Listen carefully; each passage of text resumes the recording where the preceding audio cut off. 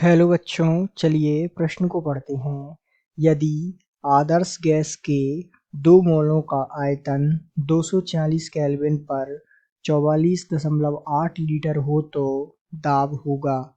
आपको विकल्प दिए हुए हैं। विकल्प ए है 4 वायुमंडल, विकल्प बी है 0.9 वायुमंडल, विकल्प सी है 8 वायुमंडल और विकल्प डी है 6 वायुमंडल।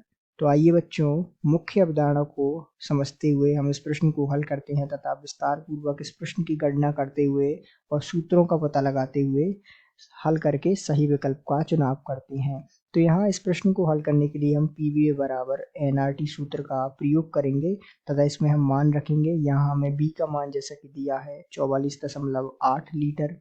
इसी प्रकार यहाँ पर हमें ज्ञात करना है P दाब, N का मान हमें दिया हुआ है 2 मोल तथा इसी प्रकार T का मान हमें दिया हुआ है 240 केल्विन।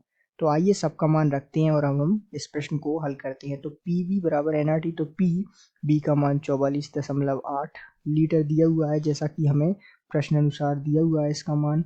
इसी प्रकार इसको हम N का मान 2, R का मान हम जानते हैं 0.082 और T का मान हमें दिया हुआ है यहाँ पर 240 केल्विन।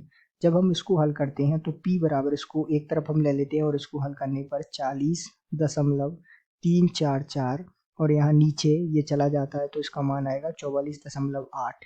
जब इसको हल करते हैं तो दाब P का मान हमारे पास आ जाता है 0.9 वायुमंडल। तो इस प्रकार हमारे पास P अर्थात दाब जो है हमने ज्ञात कर लिया। अब आइए हम विकल्प चुनते हैं। तो ध्यान दीजिएगा, यहाँ जो है विकल्प B 0.9 वायुमंडल हमारा सही उत्तर होगा। अर्थात हम कह सकते हैं कि दिए गए प्रश्न का सही उत्तर विकल्प B है। आशा करते हैं आपको समझ आया होगा। धन्यवाद।